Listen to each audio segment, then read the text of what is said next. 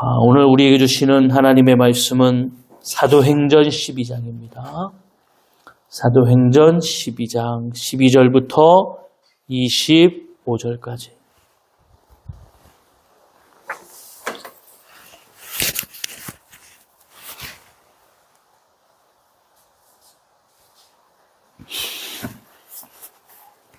우리 교독함으로 하나님 앞에 영광을 돌립니다. 사도행전 12장 12절부터 25절까지. 깨닫고 마가라 하는 요한의 어머니 마리아의 집에 가니 여러 사람이 거기에 모여 기도하고 있더라. 베드로가 대문을 두드린데 베드로가 영접하여 나왔다가 베드로의 음성인 줄 알고 기뻐하여 문을 미처 열지 못하고 달려 들어가 말하되 베드로가 대문 밖에 섰더라 하니 그들이 나와서 그가 미쳤다나 여자는 있어 말하되 참말이라 하니 그들이 말하되 그러면 그들이 천사라 하더라. 베드로가 그 문두드기를 그치지 아니하니 그들이 문을 열어 베드로를 보고 놀라는지라. 베드로가 그들에게 하고 주께서 자기를 이끌어 옷에서 나오게 하던 일을 말하고 또 야고보와 형제들에게 이 말을 전하라 하고 떠나 다른 곳으로 갑니다. 날이 새매 군인들은 베드로가 어떻게 되었는지 알지 못하여 적지 않게 소동하니 헤롯이 이를 하도록 그 장관에 마스크를 신문하고 고기가 명하니라. 헤롯이 이를 떠나 가이사랴로 가서 머무니라. 헤롯이 두로와 시돈 사람들을 대단히 노여워하니 그들의 지방이 왕국에서 나는 양식을 먹는 까닭에 한마음으로 그에게 나아와 왕의 침소 맡은 신하 블라디소를 설득하여 화목하기를 청하는지라. 헤롯이 나를 떠나여 왕복을 입고 단상에 앉아 백성에게 연설하니 백성이 크게 부르되 이것은 신의 소리요 사람의 소리가 아니라 하거늘 헤롯이 영광을 하나님께로 돌리지 아니하므로 지혜사자가 고치니 관리에게 먹혀 주니라. 하나님의 말씀은 흥왕하여 더하더라. 바나바와 사울이 의주하는 일을 마치고 마가라 요한과 데리고 예루살렘에서 돌아옵니다. 아멘. 오늘 사도행전 강의 34번째고요. 복음과 헤롯의 죽음이라는 주제로 말씀의 은혜를 나누도록 하겠습니다. 지난주에 베드로는 헤롯에게 잡히게 되죠. 헤롯은 사람들의 심리를 이용해서 베드로까지 죽이려고 합니다. 예루살렘 교회에는 큰 위기가 또 닥쳐오고 이제는 사도들에게 닥친 이 칼날을 통해서 교회는 굉장히 어려움을 겪게 되죠. 베드로는 잡혔을 때에 우리가 앞에서 4장과 5장에 나타난 것처럼 두 번이나 베드로를 죽이고 싶었지만 죽일 수가 없었죠. 하나님은 베드로를 보호하셨고 인도하셨습니다. 그름을 통해서 이 헤롯은 베드로를 가장 깊숙한 왕궁의 감옥에 또 4명씩 한 조를 통해서 16명이 베드로를 사방에서 우겨싸서 어떻게 보면 불가능한 겁니다. 베드로가 여기서 풀려난다는 것은 불가능하다. 왜냐하면 오른쪽에 왼쪽에 앞에서 뒤에서 4명씩 이 베드로를 붙어서 그 감옥에 갇혀 있으니 어떻게 베드로가 나갈 수 있겠습니까? 어느 날 깊은 밤 잠을 자는데 주의 천사가 나타나서 모든 착고를 풀고 베드로를 인도합니다. 그리고 베드로는 꿈인지 생신지 알 수도 없이 정신을 차리고 보니까 오늘 10절에 나온 것처럼 시내에 나오게 되고요. 11절에 이에 베드로가 정신이 들어 이르되 내가 이제야 참으로 주께서 그의 천사를 보내어 나를 헤롯의 손과 유대 백성의 모든 기대에서 벗어나게 하신 줄 알겠노라 하여 그랬어요. 베드로는 불가능하다고 생각했죠. 그리고 얼마 전에 죽은 야고보처럼 자신도 죽을 수밖에 없겠다. 우리는 삶을 살아가면서 불가능하다고 생각되어지는 일들을 경험하게 되고 또 우리는 살아가면서 그것 때문에 낙심하게 되고 좌절하게 됩니다. 제가 아까도 요동하는 세상 속에서 변하는 세상 속에서 항상 주님을 바라본다라고 하는 것은 우리가 오늘도 살아가는 삶을 통해서 우리에게 주어지는 하나님의 은혜고 하나님의 사랑인 줄로 믿습니다. 그러니까 주께 돌아왔을 때에 우리는 깨닫게 되는 거예요. 하나님이 나와 함께 하시는구나. 오늘도 그 은혜가 우리 가운데 임하여지기를 원합니다. 네, 그냥 돌아가지 마시고 오늘 예배를 통해서 또 말씀을 듣는 중에 분명히 깨닫고 경험하시기를 원합니다. 하나님께서 오늘도 나를 구원하시는구나. 나를 그의 품에 안아주시는구나. 그래서 하나님의 위로와 또 하나님의 회복의 역사가, 치유의 역사가 오늘 우리 가운데에 임할 줄로 믿습니다. 이제 베드로는 깨닫게 되고요.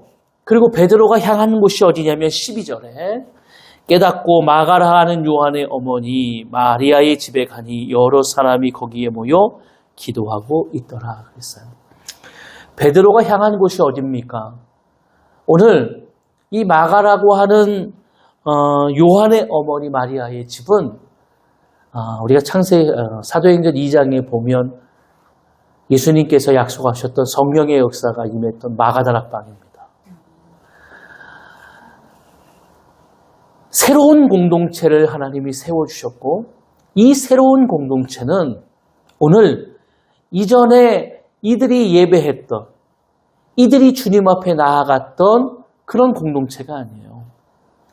이 공동체는 예수 그리스도의 보혈과 예수 그리스도의 생명과 예수 그리스도의 그 뜻이 하나님을 통하여서 오늘 그들 가운데 임하여지게 되고 오늘 성령 하나님의 역사를 통해서 그들은 삶이 변하고 또 나아가는 그들의 발걸음이 변함을 통해서 이 공동체는 세상을 변화시킬 수 있는 공동체가 된 겁니다.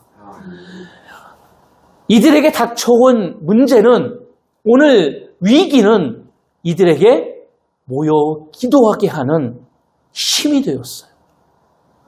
왜 오늘 주님을 바라보는 자들이 왜 하나님 앞에 나아가는 자들이 오늘 우리의 삶에서도 우리가 어려움을 당하고 낙심을 당하고 좌절을 당했을 때도 다시 소망을 품을 수 있느냐. 이것은 오늘도 우리가 주님 앞에 나아갈 수 있는 하나님의 은혜가 있기 때문입니다. 그렇기 때문에 깨어 있어야 되고 그렇기 때문에 주님을 바라보는 우리의 강구가 임해야 될 줄로 믿습니다. 여러분, 내가 힘들었을 때, 내가 정말 어려웠을 때에 함께 기도한다라고 하는 것은 우리에게 얼마나 큰 힘이 되는지 몰라요. 저에게 어려움이 닥쳐왔을 때에 모든 성도들이 저에게 목사님, 제가 기도하고 있습니다. 목사님, 힘내세요. 라고 하는 이 한마디의 이야기가 저에게 좌절과 낙심이 아니라 다시 하나님의 소망을 품고 나아갈 수 있는 힘이 됩니다. 오늘 교회라고 하는 이 새로운 공동체라고 하는 하나님의 이 교회는 그런 곳이에요. 그래서 오늘 성령의 역사가 임했을 때 그들은 삶이 변하고 그들은 이제 그냥 이전에 모여서 예배하고 흩어지는 단순한 모임이 아니라 이제는 하나님 안에서 새로운 공동체로서 머리 되시는 예수 그리스도와 각 지체로서의 유기적인 하나의 조직으로서 개체로서의 교회가 된 줄로 믿습니다. 그래서 우리는 서로 다른 곳에서 태어났고 서로 다른 문화 속에서 살아갔지만 오게 되면 형제님, 자매님, 하나님 안에서 한 가족으로서 주님 안에서 살아갈 수 있는 하나님의 공동체라고 고백하는 것입니다. 머리 되시는 예수 그리스도를 통하여서 각 개체가 지체들이 유기적으로 움직일 때의 교회는 건강한 교회고 이 교회를 통하여서 오늘 하나님께서는 놀라운 역사를 분명히 이룰 줄로 믿습니다. 오늘 말씀에 보면은요, 마리아의 집에 가니 여러 사람이 거기에 모여 기도하더라 그랬어요. 그런데 이 원문에 가까운 해석을 하면 여러 사람이 모였다기보다는 원문에는 수많은 사람들이 모여 기도하더라 그렇게 되어 있어요. 이 말은 뭐냐면 위기가 닥쳐왔을 때에 지금 사도들이 죽어가는 이 시대로 말하면 목사님들이 순교를 하는 일제시대와 같이요. 정말 나라가 힘들고 어려운 그런 어려움 속에서 교회는 수많은 사람들이 외면하고 떠나는 것이 아니라 하나님의 교회에 와서 그들이 주님을 바라보고 기도했다고 하는 그 놀라운 역사를 우리 가운데 증언하고 있는 것입니다. 오늘 우리 교회가 그런 힘과 능력을 갖는 분명한 역사가 임할 줄로 믿습니다. 13절에 그렇게 많은 사람들이 기도하고 있습니다. 13절 베드로가 대문을 두드린데 노데라 하는 여자아이가 영접하러 나왔다가 베드로의 음성인 줄 알고 기뻐하여 문을 비쳐 열지 못하고 달려들어가 말하되 베드로가 대문 밖에 섰더라 하니 그랬어요. 그러니까 우리는 이렇게 생각하시죠. 기도는 하는데 이 기도가 정말 될 거라고 확신하시나요? 그러니까 우리가 예수는 믿는데 이게 정말 내 삶 속에서 그대로 이루어질 거라고 하는 분명한 확신이 우리에게 있느냐 말이에요. 이 사람들 뭘 기도했겠어요? 지금 죽을 수밖에 없는 베드로를 위해서 베드로를 살려달라고 기도하지 않았겠어요? 그렇다면 이 베드로를 살려달라고 기도했으면 베드로가 살아서 와야죠. 근데 오늘 이 노데라는 아이도 또 이곳에 기도하고 있는 수많은 사람들도 뭐라고 생각했어요? 베드로가 오리라고는 상상을 못했어요. 그러니까 우리는 우리의 생각이나 우리의 어떤 개념이라고 하는 것이 내가 가지고 있는 그 지식이나 경험에 갇혀 있는 거예요. 우리는 그만큼뿐이 생각을 못해요. 그렇기 때문에 하나님은 오늘도 살아가면서 하나님의 생각이나 하나님의 뜻은 우리와 다르다. 우리는 내 눈앞에 보이는 것을 통해서 눈앞에 보이는 것만 채워지면 된다고 생각하는 거죠. 문제만 해결되면 된다고 생각해요. 그러니까 우리는 그것만 기도하는 거예요. 그러나 하나님은 오늘도 우리의 삶을 통해 이루어 가실 그 하나님의 놀라운 계획과 섭리를 하나하나 이루어 가실 줄로 믿습니다. 그걸 바라봐야 돼요. 근데 여러분 보세요. 이 여자아이가 베드로의 음성을 듣고 베드로가 왔다고 이야기했어요. 근데 이 15절 다 같이 읽어볼까요? 그들이 말하되 내가 미쳤다 하나 여자아이는 힘써 말하되 참말이라 하니 그들이 말하되 그러면 그의 천사라 하더라. 그랬어요. 참 재밌잖아요. 저는 근데 이것을 보면서 사실은 내 모습이 이런 게 아닌가 이런 생각이 들어요. 우리는 주님의 전에 와서 기도합니다. 주님의 전에 와서 주님 앞에 고백하고 결단하죠. 근데 될 거라고 생각을 하지 않고 그냥 하는 거예요.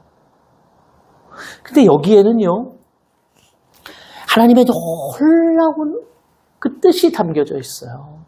왜냐하면 사람들이 그랬거든요.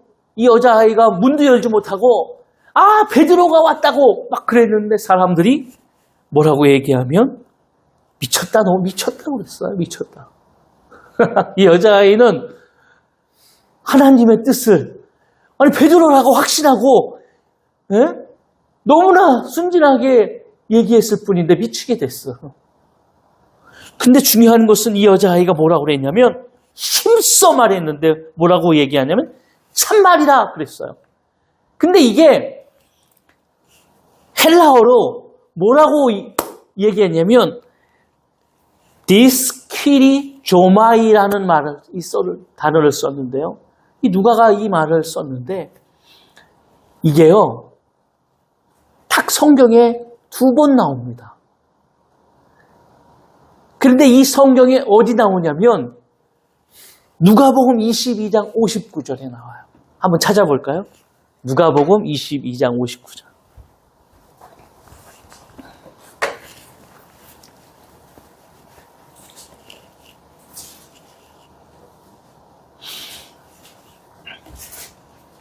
누가복음 22장 59절. 네, 다 같이 한번 읽겠습니다. 1시간쯤 있다가 또 한 사람이 장담하여 이르되 이는 갈릴리 사람이니 참으로 그와 함께 있었느니라. 이 어느 장면인지 아세요? 베드로가 예수님을 부인하고 있는 장면이에요. 예수님이 네가 나를 3번 부인하겠다. 베드로가 아니라고. 근데 오늘 뭐라고 그랬냐면 한 사람이 장담하여 이르되 이 말이 뭐냐면 디스퀴리 조마이 이런 단어를 썼어요. 근데 딱 2번 나옵니다. 오늘 장담하여 이르되 내 말이 참말이다 그랬어요. 근데 여러분 보세요. 하나님의 놀라운 역사가 있었습니다. 그리고 불가능하다고 하는 그 삶 속에 베드로가 어떻게 됐습니까? 난공불락과 같은 어떻게 보면 여기서 나는 풀려날 수 없어라고 하는 감옥에서 베드로는 시내까지 천사의 이끌림을 통하여 나오게 됐어요. 근데 베드로가 벽을 하나 만났어요. 문 앞에 서서 그 문을 들어가지 못하는 거예요. 왜 못 들어갈까요? 그 안에 있는 기도하는 자들의 불신앙이 베드로를 못 들어가게 하는 거예요. 하나님을 믿노라 하고 하나님을 섬긴다라고 하는 많은 교회와 성도들이 문 밖에서 두드리는 예수 그리스도의 그 생명과 복음을 외면하는 거예요. 그리고 오늘 베드로에게 들려오는 그 말이 뭡니까? 디스퀴리 조마요. 이 말은 베드로에게 큰 의미의 상처가 있어요.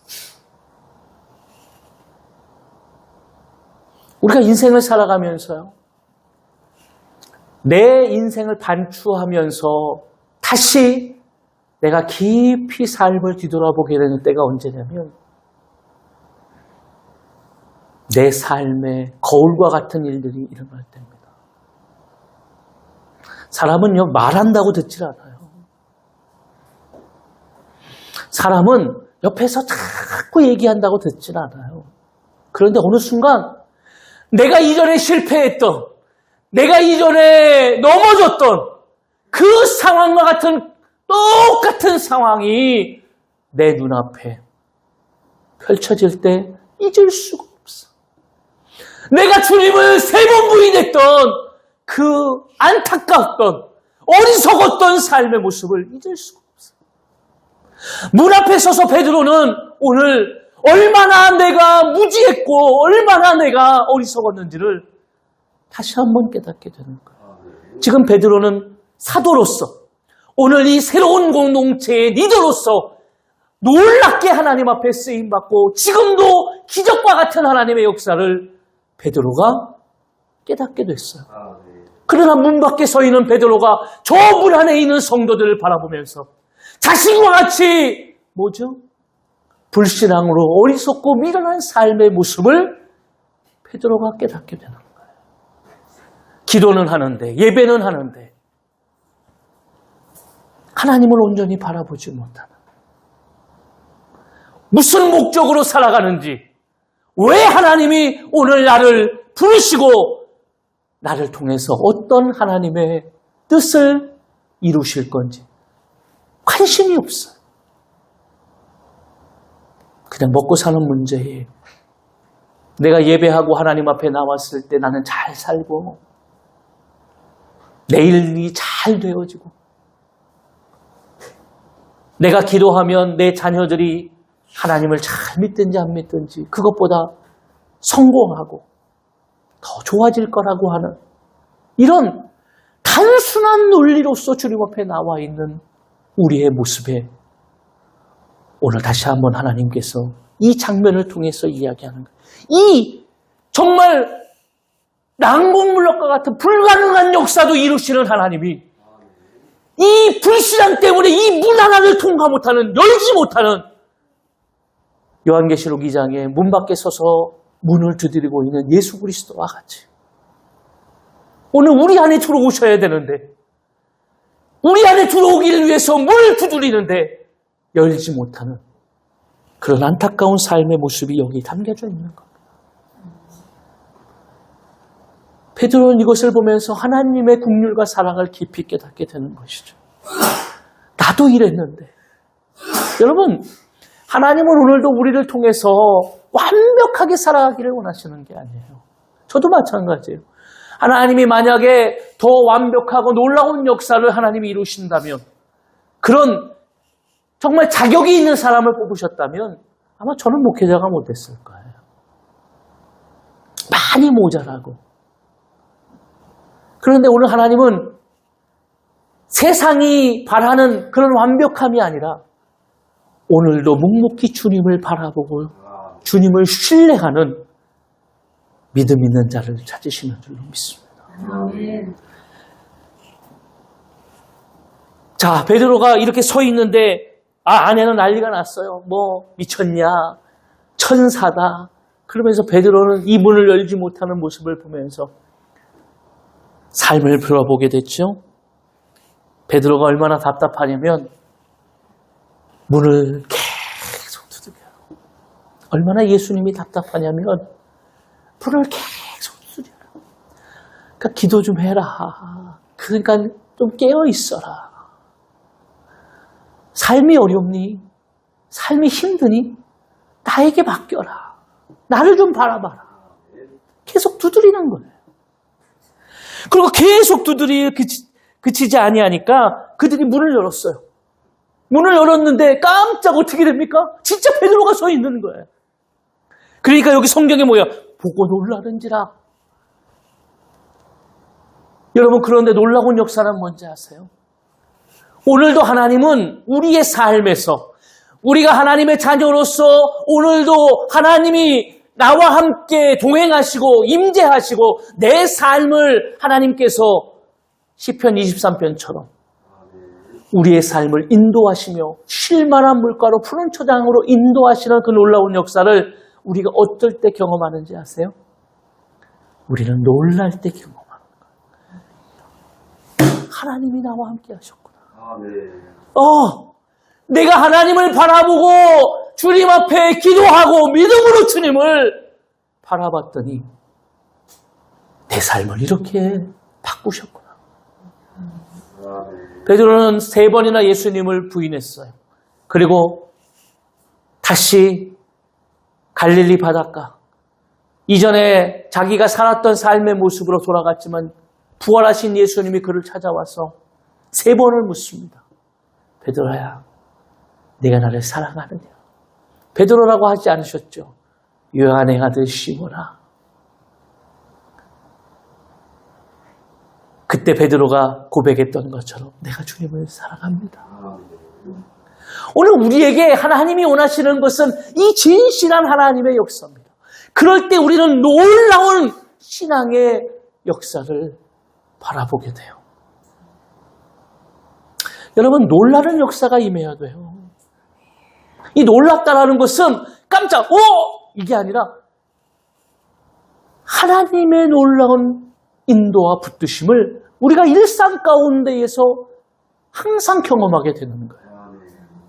나는 그냥 내 인생을 살아가는 줄 알고 있었는데 하나님이 세세하게 우리의 삶 하나하나를 다스리시고 인도하고 있구나. 세상 사람들은 가다가 돌뿌리에 걸려서 넘어질 뻔했는데 넘어지지 않았을 때, 내가 저 버스 탔으면 저 버스가 잘못해서 사고 나서 나도 어려움을 당할 수 있었는데 내가 그 버스를 안 탔을 때, 여러 가지 삶의 모습을 보면서 뭐라고 이야기합니까? 운이 좋구나, 이렇게 이야기해요. 근데 믿는 사람들은 오늘도 하나님이 나를 보호하셨구나.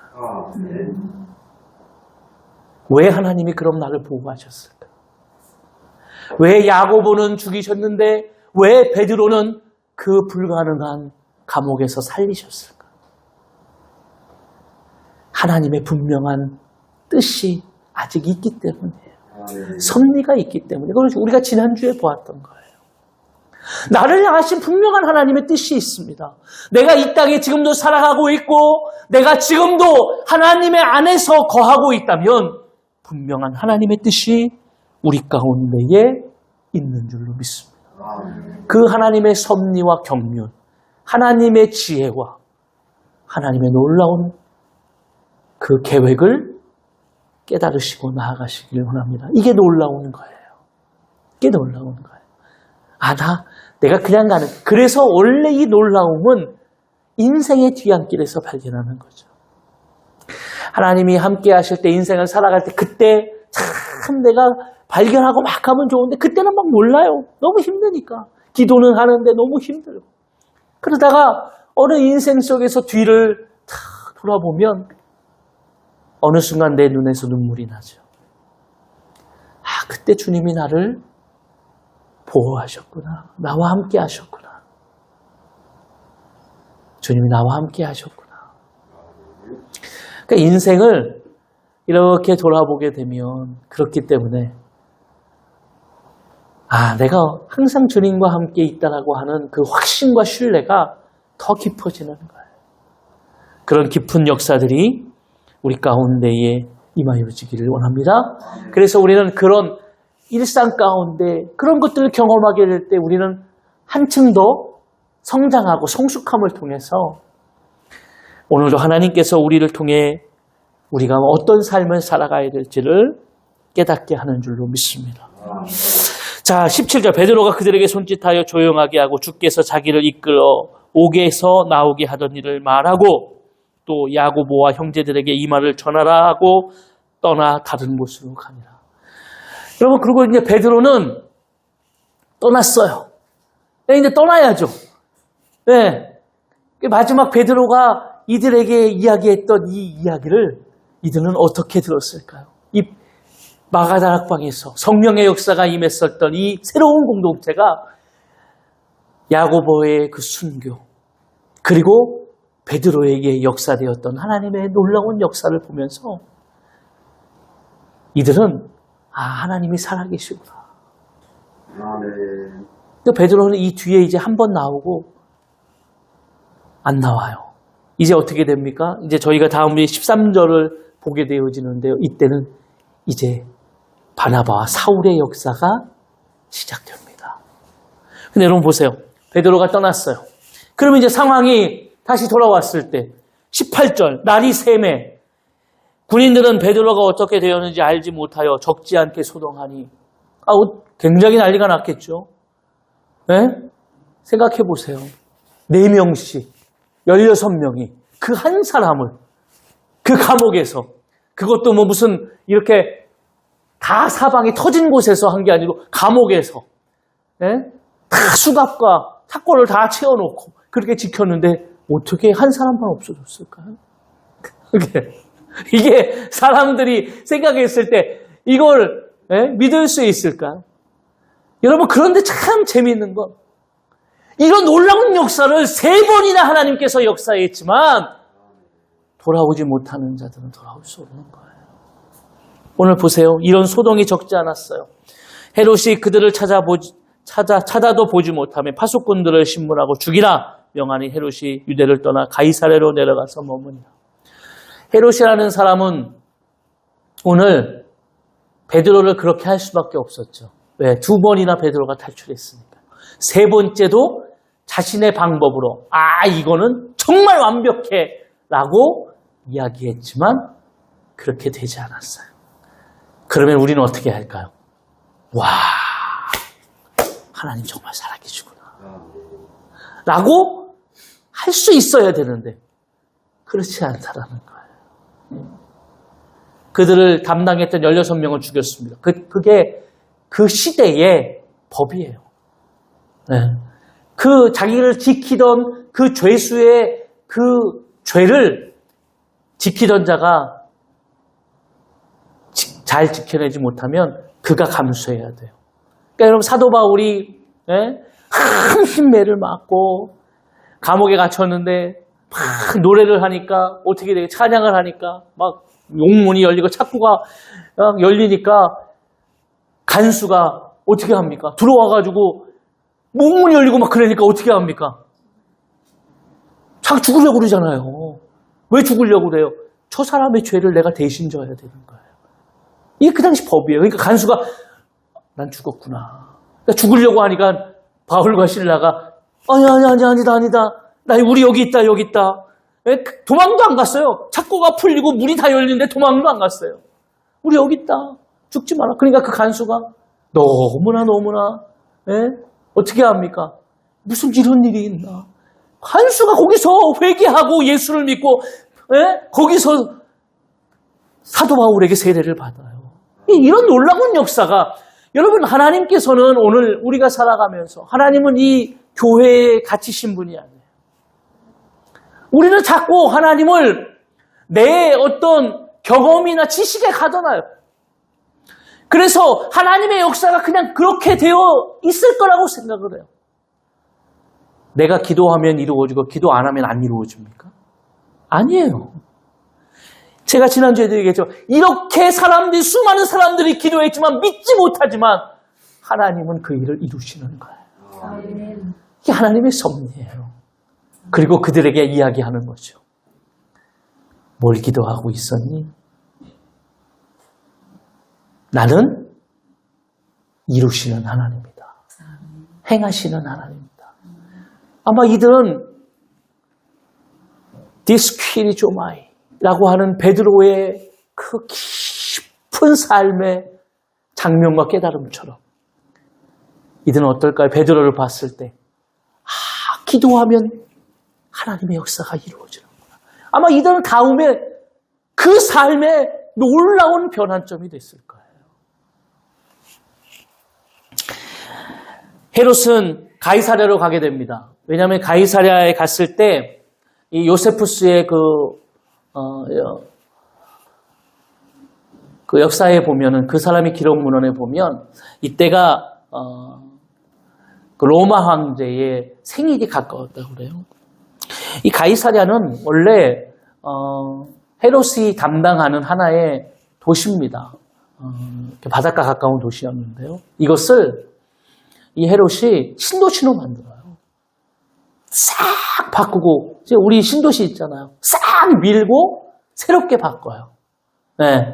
그리고 이 도시를 로마 황제에게 봉헌합니다. 그래서 이 도시가 가이사랴가 됐어요. 로마 황제 이름이 가이사랴거든요. 그러니까 원래 이 도시의 이름은 가이사예요. 가이사라는 도시였는데 이 도시를 로마 황제에게 봉헌하면서 이 도시의 이름을 가이사랴 이렇게 해요. 네. 제가 어디를 가니까요. 어떤 사람이 물어요. 어디서 오셨어요? 저희 김포에서 왔어요. 그랬더니 아유 촌에서 왔네. 시골에서 왔네. 이게 한 2, 3년 전의 일입니다. 사람들이 이 김포를 뭐라고 생각하냐면 시골이라고 생각해. 시골. 네, 저 어렸을 때 저희 할머니가 여기 저 대명리 가다 보면 거기 김포 저기 뭐예요? 공원묘지가 있어요. 거기 계시거든요. 지금도 저희 친할머니가. 참 저희 어렸을 때 차를 타고 오는데 무슨 이런 데를 오나. 완전히 꼴짝이 길도 하나예요. 막 산길을 지나서 막 그렇게 갔어요. 예. 근데 지금 그러죠. 아마 그분도 그럴 때 왔었나요? 시골이라 김포 한강 신도시인데요. 그래서 한 10년 전에 김포 오셨던 분들이 다시 김포 오면 길을 못 찾는데요. 신도시가 돼가지고. 예, 저희는 김포 신도시에 살고 있는데 자꾸 사람들은 여기를 되게 시골로 아는 사람들이 굉장히 많아요. 신도시로 만들었어요. 그리고 헤롯이 이렇게 봉헌을 하면서 로마 황제에게는 이렇게 시를 봉헌하고 또 유대인들에게는 자기 유대인이라고. 원래 헤롯은 유대인이 아니에요. 제가 지난주에 얘기했잖아요. 헤롯은 에돔 족속입니다. 에돔 족속은 유대인이 아니거든요. 그런데 자기가 유대인이라고 자기를 내세우기 위해서 유대인들에게 뭘 줘줍니까? 아니죠. 성전을 줘줘요. 그래서 그 성전을 헤롯의 성전이라고 그래요. 성전을 딱 줘주죠. 자기는 유대인도 아닌데. 그러니까 헤롯은 뭐예요? 목적이 뭡니까? 자기 욕심을 채우는 거예요. 수단과 방법을 가지지 않고. 유대인들에게는 나 유대인이야. 그러면서 하지만 유대인 아니에요. 거짓말이에요. 그리고 로마 황제에게는 비유를 막 맞춰서 막 신도시를 만들고 막 그러면서 황제에게 가이사랴에게 바치는 거예요.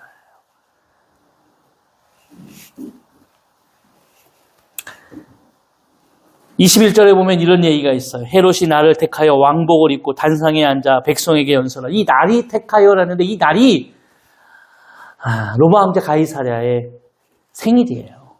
근데 원래 로마 황제가 지금 어디 있습니까? 로마에 있죠. 그러니까 이 헤롯은 이 가이사랴, 로마 황제에게 봉헌했던 이 가이사랴에서 로마 황제의 그 생일을 자기가 그냥 축하하는 거예요. 근데 요 문헌에 보니까요. 헤롯이 어떤 옷을 입었냐? 예. 문헌에 요세푸스 문헌이나 이런 문헌에 역사 문헌이 나와 있더라고요.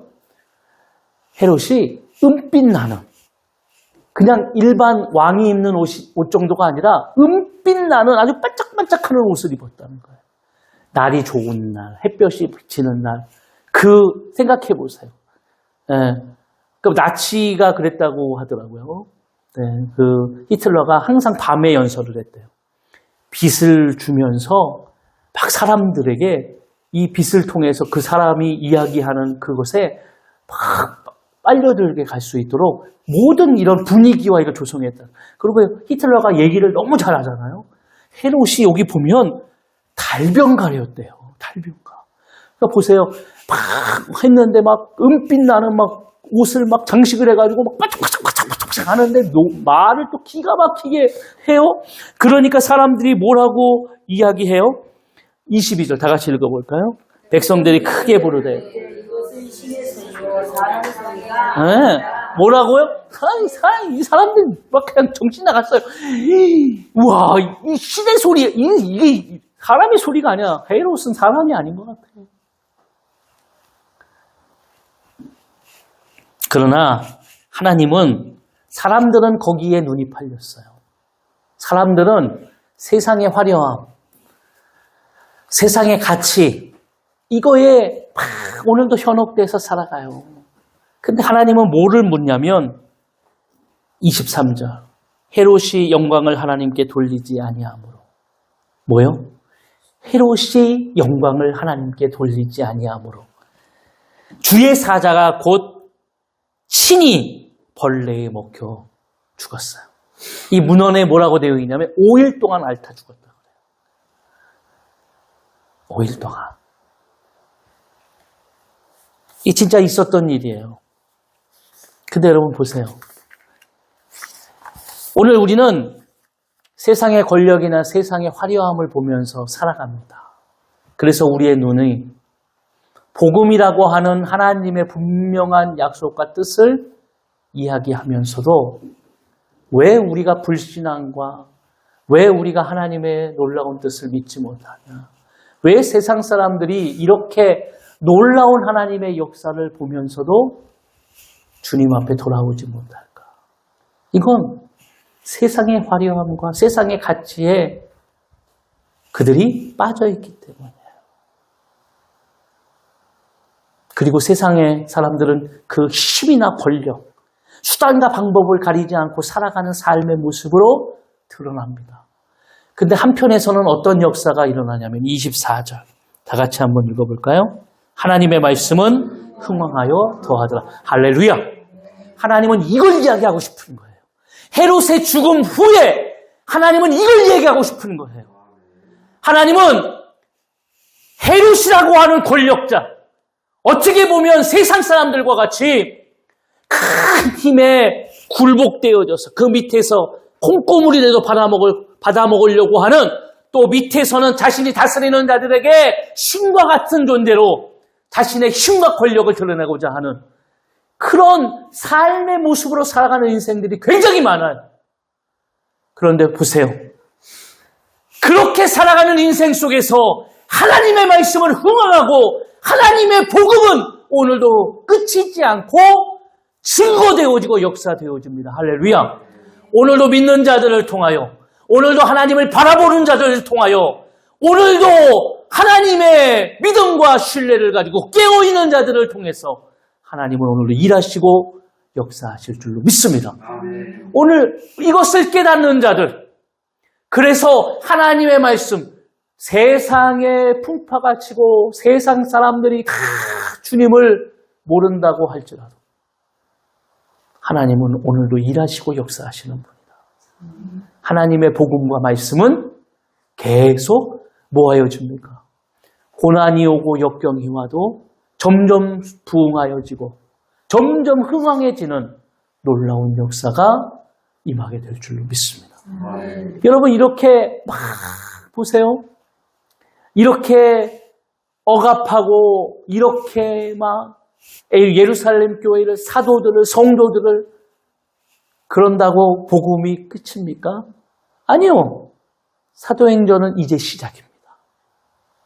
이제 우리가 다음 주부터 볼 텐데요. 사도 바울을 통하여 하나님의 놀라운 역사를 통하여 하나님의 복음은 이제 이방인들을 향해서 쭉쭉 선포되어지고 역사되어지는 줄로 믿습니다. 오늘도 우리 삶을 통해서 그 현장과 역사를 깨달으시고 오늘도 주님 앞에 나아가시는 귀한 역사가 임하여지기를 주의 이름으로 축원합니다. 네, 한 주간 그렇게 승리하시고 살아가시기를 원합니다. 네, 우리 주님 앞에 기도하면서 찬양하면서 우리 예물을 봉헌하겠습니다. 우리 날이 저물어 갈 때 빈들에서 걸을 때 그때가 하나님 내 힘으로 안 될 때, 내 힘으로 안 될 때, 빈손으로 걸을 때 내가 고백해 여호와 주가 일하시네, 주가 일하시네, 주가 일하시네, 주께 아끼지 않는 나에게 아멘. 주가 일하시네, 주가 일하시네, 신뢰하며 걷는 자에게 우리 모인 이곳에 주님 함께 계시네, 누리네 아버지 네. 적은 떡과 물고기 내 모든 걸 드릴 때 모두 고백해 여호와 주가 일하시네, 주가 일하시네, 주가 일하시네, 주께 아끼지 않는 자에게 아멘. 주가 일하시네, 주가 일하시네, 신뢰하며 걷는 자에게.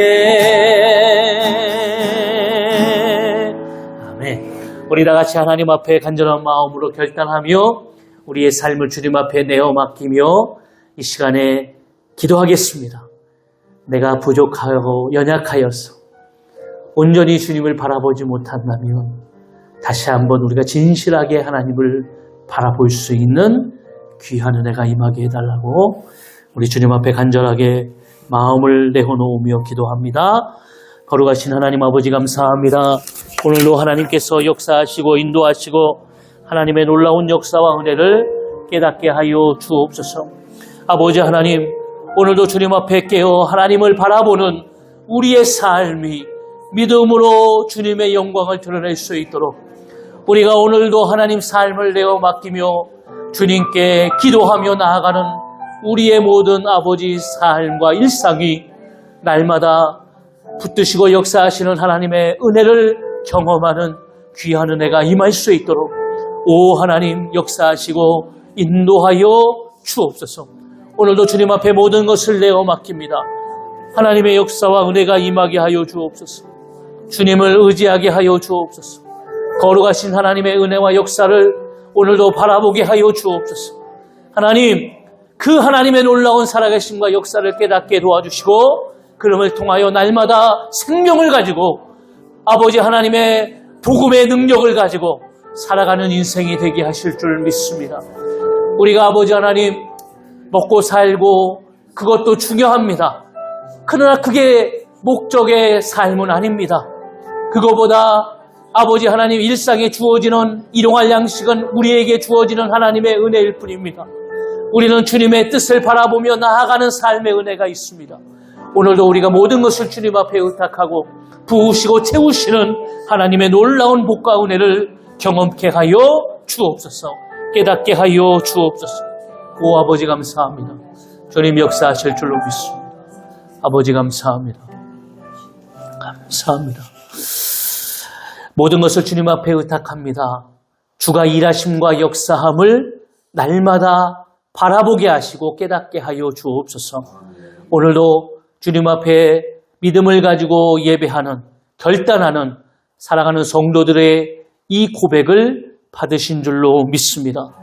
오늘도 주님 앞에 구별해 드리는 예물을 하나님 음양하여 주시고 하늘의 신령과 땅에 기름진 것으로 30배, 60배, 100배의 열매가 맺어지게 하여 주옵소서.